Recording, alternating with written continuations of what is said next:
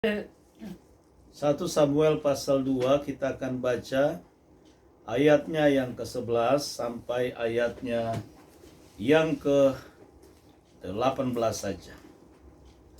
1 Samuel 2 ayat 11 sampai 18 kita baca bersama-sama. Saudara juga di rumah boleh membacanya bersama-sama. 1 Samuel 2 ayat 11 mulai sampai 18. 2, 3. Lalu pulanglah Elkana ke Rama, tetapi anak itu menjadi pelayan Yahwe di bawah pengawasan Imam Eli. Adapun anak-anak lelaki Eli adalah orang-orang dursila. Mereka tidak mengindahkan Yahwe ataupun batas hak para imam terhadap bangsa itu. Setiap kali seseorang mempersembahkan korban sembelihan, sementara daging itu dimasak, datanglah bujang imam membawa garpu bergigi 3 di tangannya, dan dicucukkannya ke dalam bejana, atau ke dalam kuali, atau ke dalam belanga, atau ke dalam periuk. Segala yang ditarik dengan garpu itu ke atas, diambil imam itu untuk dirinya sendiri. Demikianlah mereka memperlakukan semua orang Israel yang datang ke sana ke Silo. Bahkan sebelum lemaknya dibakar, bujang imam itu datang lalu berkata kepada orang yang mempersembahkan korban itu, "Berikanlah daging kepada imam untuk dipanggang, sebab ia tidak mau menerima daripadamu daging yang dimasak, hanya yang mentah saja." Apabila orang itu menjawabnya, "Bukankah lemak itu harus dibakar dahulu, kemudian barulah ambil bagimu sesuka hatimu?" Maka berkatalah ia kepada orang itu, "Sekarang juga harus kau berikan, kalau tidak, aku akan mengambilnya dengan kekerasan." Dengan demikian, sangat besarlah dosa kedua orang muda itu di hadapan Yahwe, sebab mereka memandang rendah korban untuk Yahwe. Adapun Samuel menjadi pelayan di hadapan Yahwe, ia masih anak-anak, yang tubuhnya berlilitkan baju efod dari kain lenan. Nah, puji Tuhan, Bapak Ibu, saudara sekalian, malam hari ini pembacaan kita berbicara tentang kehidupan anak-anak daripada Imam Eli dan seorang anak yang bernama Samuel. Nah, saudara-saudaraku, melalui pembacaan firman Tuhan yang kita baca malam hari ini, kita bisa menyimpulkan bahwa pada zaman Imam Eli, umat Israel itu, khususnya para imam, ya, dalam hal ini kedua anak Imam Eli, sangat memberontak kepada Tuhan dengan melawan apa yang sudah ditentukan oleh Tuhan sejak semula, khususnya mengenai korban yang dalam konteks ini kita baca. Sehingga saudara, kalau kita baca di dalam Samuel pasalnya yang ketiga, dari ayat yang pertama, kita bisa melihat di situ dengan jelas bahwa firman Tuhan pun, ya, yang disampaikan oleh nabi-nabi mungkin di zaman itu, baik melalui penglihatan, baik melalui nubuatan, itu sangat jarang sekali terjadi. Begitulah yang disampaikan oleh firman Tuhan. Kenapa? Karena dalam konteks yang kita baca saja, kita bisa melihat bagaimana kemah pertemuan. Kita bisa melihat, saudaraku, kemah pertemuan di dalam 1 Samuel pasal yang kedua ini, kita bisa melihat menjadi sebuah ajang pelecehan, ya, ibadah yang dilakukan oleh anak-anak daripada Imam Eli, di mana mereka merampasi korban-korban yang ditujukan untuk Tuhan. Bahkan saudara, mereka tidak segan-segan menjadikan bait Elohim atau kemah suci itu menjadi arena tempat parade, ya, perempuan-perempuan cantik. Bukan hanya sekedar mereka menggagahi perempuan-perempuan cantik, ya, yang ada di sekitar kemah suci, tetapi juga saudara, mereka menjadikan perempuan-perempuan cantik ini sebagai sebuah daya tarik tersendiri bagi umat Israel, ya, khususnya tentunya yang laki-laki, karena kita tahu bagaimana tabiat, kebiasaan, karakter daripada anak-anak Israel, khususnya yang laki-laki, ya. Mereka sepertinya tidak bisa melihat perempuan-perempuan cantik, dan mereka begitu cepat tergoda. Sehingga saudara, kita bisa melihat di sini semakin banyak orang Israel yang datang, ya, ke kemah suci, semakin banyak orang Israel datang mempersembahkan korban. Tentunya ini memberikan keuntungan yang besar bagi anak-anak Imam Eli. Dan firman Tuhan sangat jelas kalau kita baca di dalam ayat-ayat sesudahnya, ya, kita habiskan pasal yang kedua bahkan pasal yang ketiga, bagaimana firman Tuhan menekankan bahwa Imam Eli pun sebagai orang tua tahu betul apa yang dilakukan oleh anak-anaknya. Tetapi saudaraku, dia tidak menegur, ya. Sekali lagi, dia tidak menegur, dia tidak marah, ya, karena mungkin, ya, takut anak-anak mungkin nanti membenci dia, takut mungkin nanti anak-anak jauh dengan dia, takut mungkin dia melukai perasaan anak-anaknya. Hanya karena rasa sayangnya kepada anak-anaknya, sehingga akhirnya dia membiarkan anak-anaknya melakukan pelanggaran yang besar di hadapan Tuhan. Dan ini saudaraku sangat fatal. Sehingga kalau kita baca pasal sesudahnya, pasal yang ketiga, kita melihat bagaimana nubuatan yang disampaikan khususnya bagi keluarga Imam Eli dan anak-anaknya, yaitu Hofni dan Pinehas. Mereka pada akhirnya mati, ya, sebagai bentuk hukuman Tuhan atas pelanggaran yang dilakukan. Jadi saudaraku, bukan hanya anak-anaknya yang dihukum oleh Tuhan, tetapi juga Imam Eli ikut dihukum oleh Tuhan. Kenapa? Karena dia tahu betul apa yang dilakukan oleh anak-anaknya. Dia tahu betul yang dilakukan anak-anaknya itu jahat di mata Tuhan, melanggar Torahnya Tuhan. Tetapi saudaraku, sekali lagi, mungkin karena takut dia kehilangan anak-anak, takut mungkin melukai perasaan anak-anak, sehingga dia memilih untuk berdiam diri. Dan dalam hal ini, akhirnya Imam Eli pun ikut dihukum oleh Tuhan. Nah, saudara-saudara, ini menjadi pelajaran yang sangat penting bagi kita sebagai orang tua, ya, yang dipercayakan, yang dititip oleh Tuhan keturunan-keturunan untuk dididik. Ingat saudaraku, bagaimana firman Tuhan di dalam kitab Ulangan pasal yang ke-6. Setelah penyataan, setelah pengakuan iman melalui Shema Yisrael, untuk diingatkan oleh Tuhan, harus terus diajarkan kepada anak-anak kita, diajarkan kepada keturunan-keturunan kita. Dan kalaupun mereka melakukan kesalahan, kita tahu bahwa yang mereka lakukan itu salah di mata Tuhan, tidak sesuai dengan ajaran Tuhan, maka jangan kita berdiam diri. Ingatkan mereka, tegur mereka, nasihati mereka, sebagaimana yang Tuhan perintahkan kepada kita.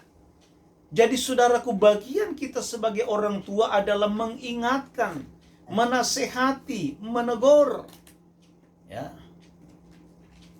Kalau kita melihat firman Tuhan di dalam kitab Amsal, saudara, ada begitu banyak ayat firman Tuhan yang menyuruh kita sebagai orang tua untuk mendidik anak kita.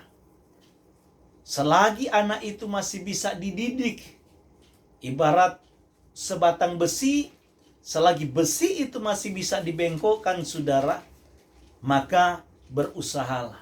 Begitu juga kita sebagai orang tua. Selagi anak-anak kita itu masih bisa kita didik, maka didiklah. Selagi anak-anak kita bisa kita nasihati, nasihatilah. Selagi anak-anak kita masih bisa kita ajar, ajarilah. Lebih daripada itu bagian daripada Tuhan.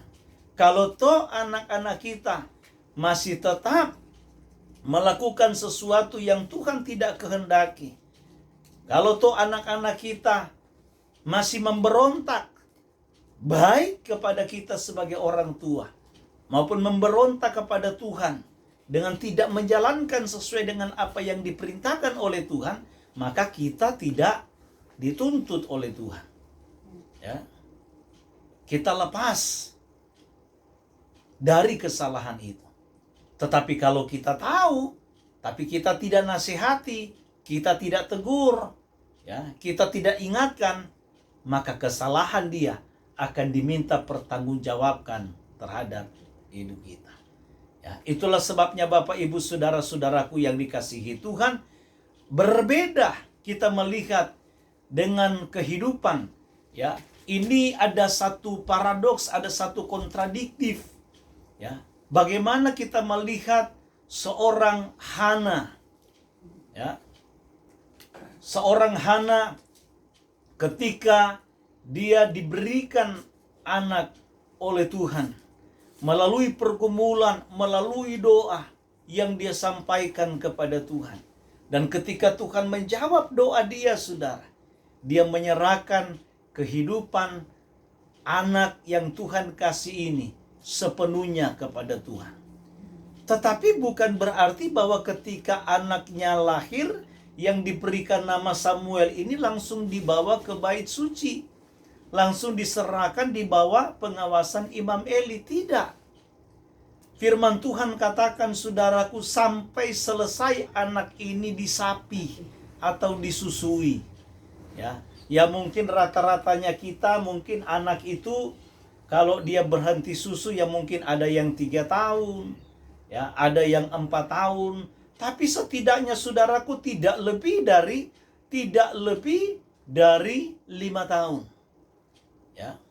Dan firman Tuhan saudaraku mencatat bahwa kehidupan Samuel ini, saudaraku, sangat luar biasa. Saudara bisa bayangkan bagaimana kehidupan Samuel, dia hidup ketika dia diserahkan kepada Imam Eli, itu anak-anak Imam Eli masih ada.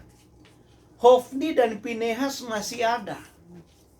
Dan jelas saudaraku apa yang dilakukan karena dia juga tinggal di situ. Apa yang dilakukan oleh Hofni dan Pinehas, anak-anak Imam Eli ini dilihat oleh Samuel. Tetapi kita bisa melihat sekalipun kehidupan Samuel ada di tengah-tengah, ya, kedurhakaan daripada anak-anak Imam Eli, kejahatan anak-anak Imam Eli, tetapi kita bisa melihat bahwa dia tidak terpengaruh. Ya. Dia tidak terpengaruh dengan apa yang dilakukan oleh Hofni dan Pinehas.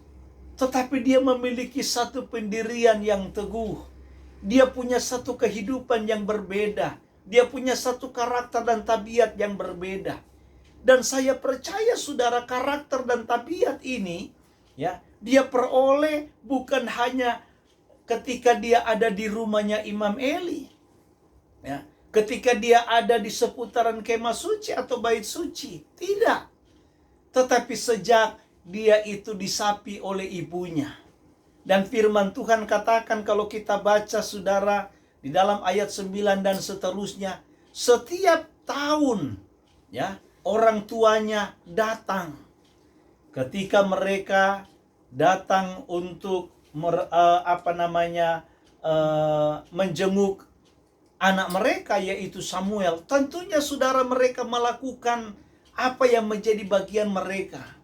Ada siraman-siraman rohani di sana, di mana ada nasihat-nasihat yang baik yang selalu mereka ingatkan kepada Samuel.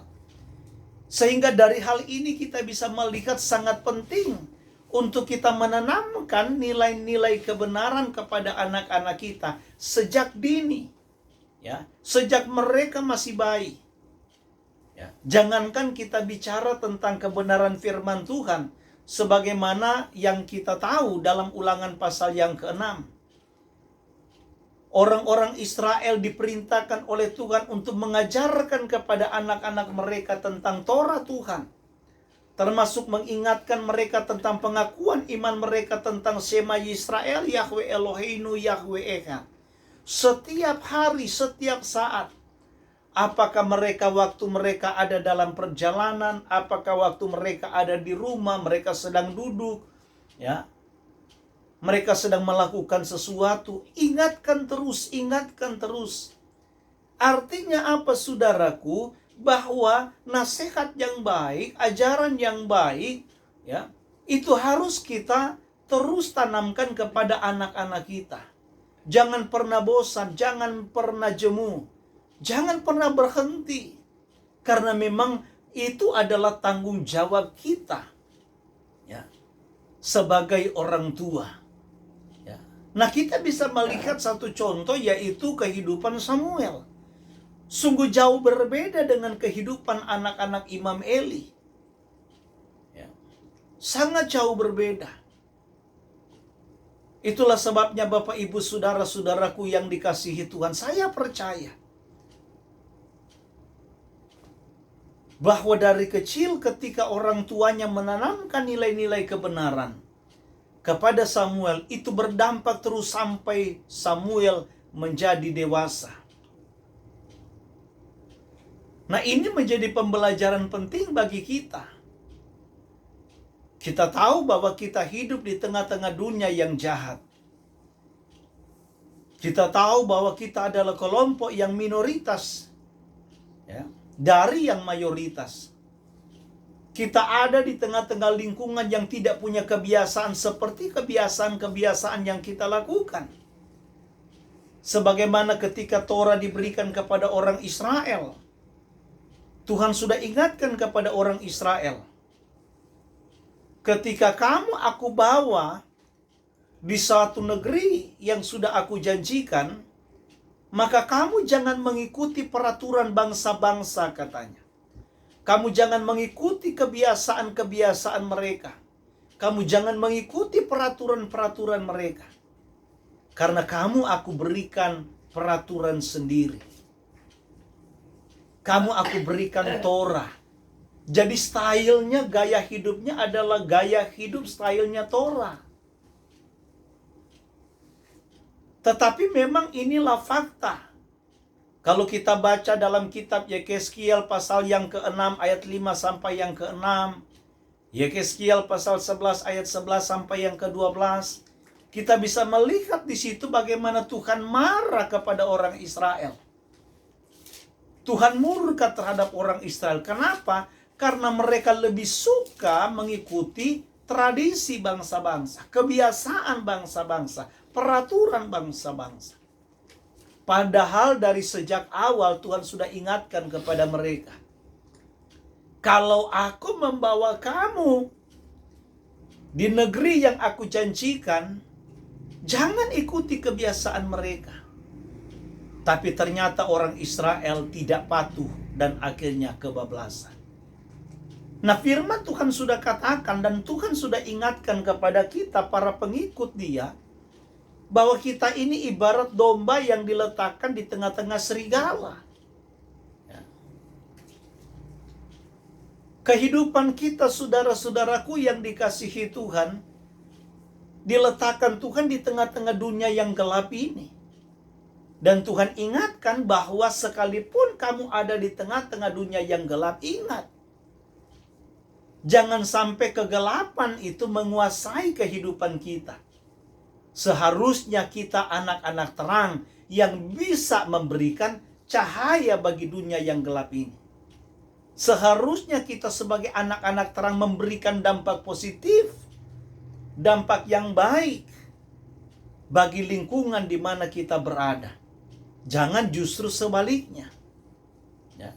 Itulah sebabnya yang Tuhan ingatkan dan Tuhan inginkan bagi kehidupan kita sebagai gereja Tuhan. Jangan justru keadaan dunia mempengaruhi gereja. Tetapi harusnya sebaliknya. Kita sebagai gereja Tuhan harus bisa memberikan pengaruh bagi dunia ini. Sekalipun sekali lagi, ya, sekalipun mungkin cahayanya cuman kecil.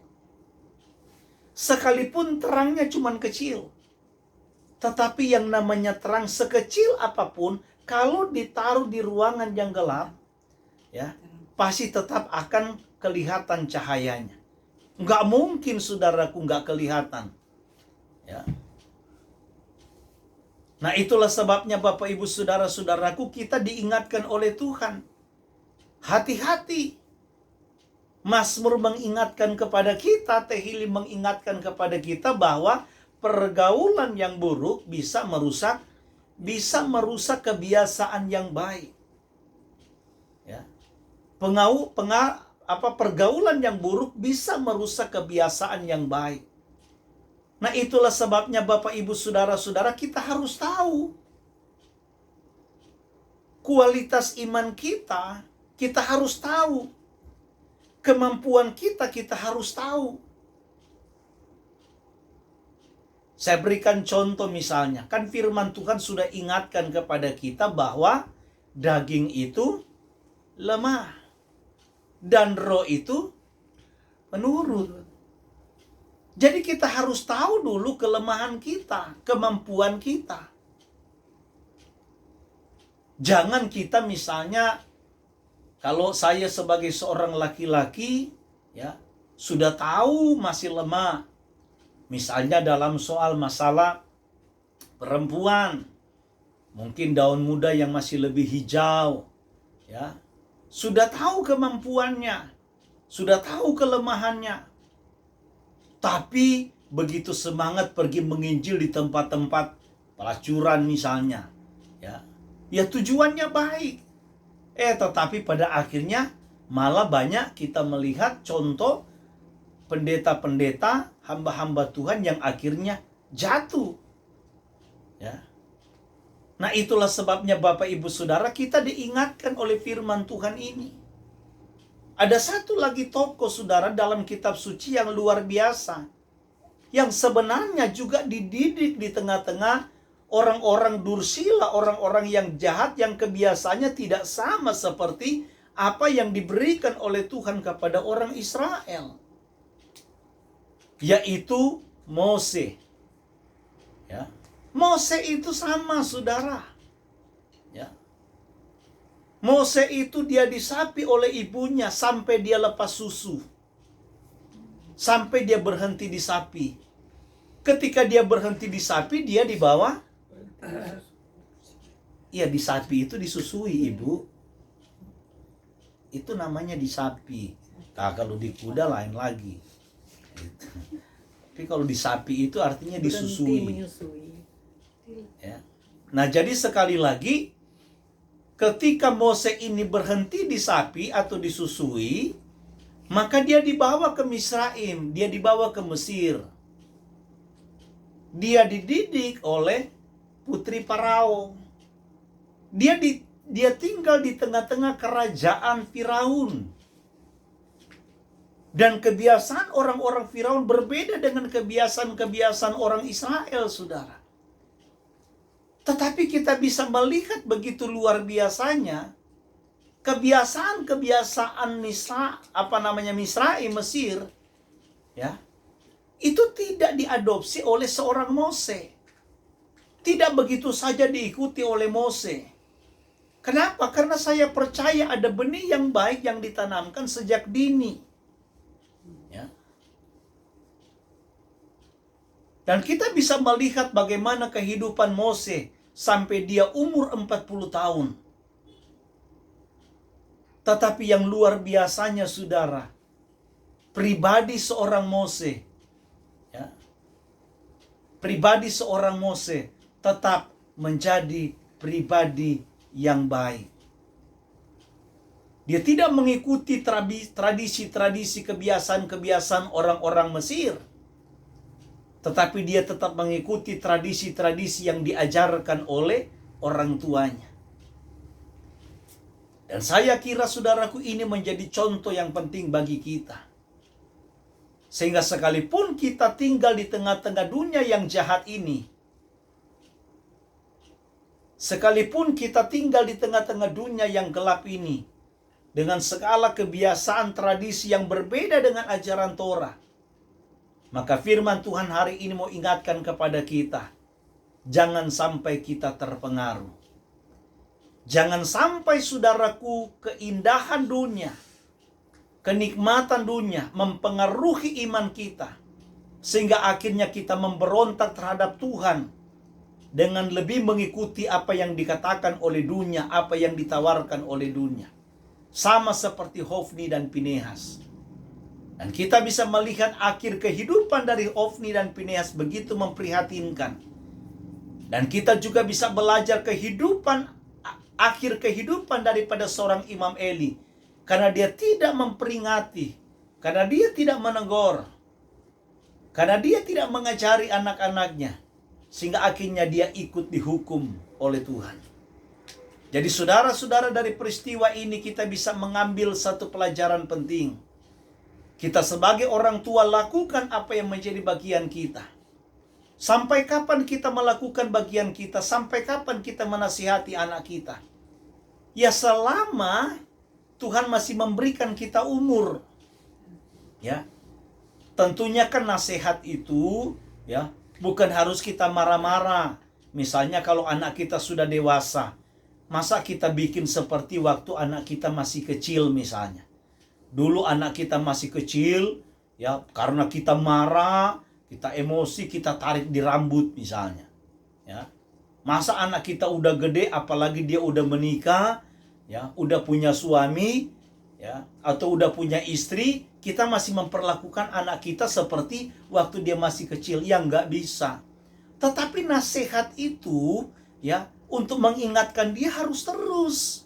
Sekalipun dia udah punya tanggung jawab sendiri misalnya, dia sudah berkeluarga.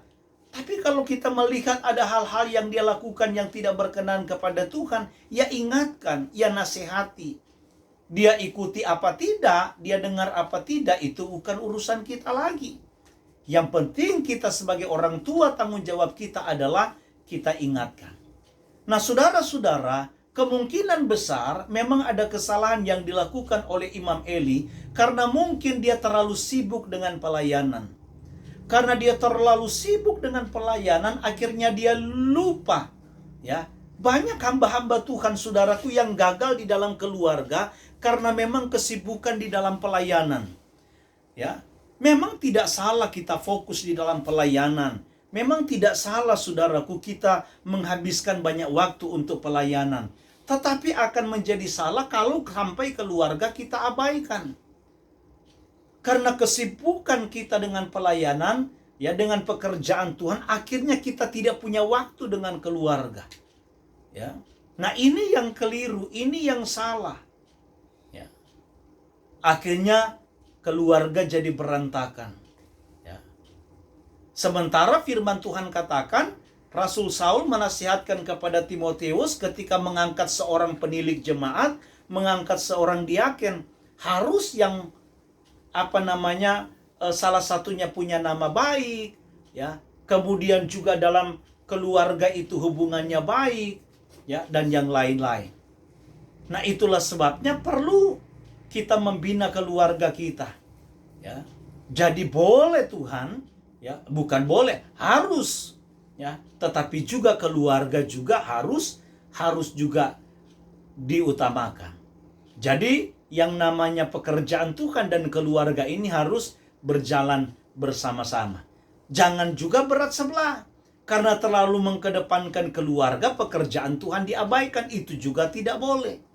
Atau sebaliknya, pekerjaan Tuhan terlalu dikedepankan, kemudian keluarga diabaikan. Itu juga tidak boleh. Ya. Nah, dua-dua ini harus berjalan bersamaan. Sehingga nama Tuhan boleh dimuliakan. Ya kalau keluarga kita baik-baik, ya, anak-anak kita baik-baik, apalagi saya sebagai hamba Tuhan, sebagai gembala, aduh amit-amit. kalau jangan sampai kalau anak-anak saya menjadi anak-anak yang seperti anak-anaknya Imam Eli, yang akhirnya nama Tuhan tidak dimuliakan. Saudara bisa bayangkan ketika rumah tangga saya berantakan, terus saya berkhotbah kepada jemaat tentang keluarga. Akhirnya jemaat hati kecilnya, khotbahin dulu deh keluargamu, ajarin dulu deh keluargamu, kan begitu. Bagaimana mungkin saya bisa mengajari anak-anak di dalam jemaat sementara anak-anak saya berantakan? Ya, itulah sebabnya jangan heran kalau ibu gembala sama anak-anak agak keras. Saya juga agak keras, tapi saya kerasnya bukan di mulut. Nah, kita berdua ini, kalau yang satu kerasnya di mulut. Nah, kalau saya kerasnya di fisik, di tangan. Ya, kalau tangannya udah melayang kadang-kadang susah dikendalikan. Ya. Nah, kalau ibu gembala lain lagi, kalau dia udah ngomong kadang-kadang susah dikendalikan. Ya. Nggak main tangan, dia main mulut. Kalau saya nggak main mulut, saya main tangan. Ya. Jadi amit-amit dijauhkan dari kehidupan kita dan semua kehilat penuai. Ya. Keturunan-keturunan yang suka memberontak. Harapan saya tentunya kita menjadi keluarga-keluarga yang baik. Anak-anak kita menjadi anak-anak yang baik. Ya. Sehingga nama Tuhan boleh dimuliakan. Demikian renungan firman Tuhan untuk malam hari ini. Kiranya Bapak Yahweh memberkati kita semua. Haleluya. Mari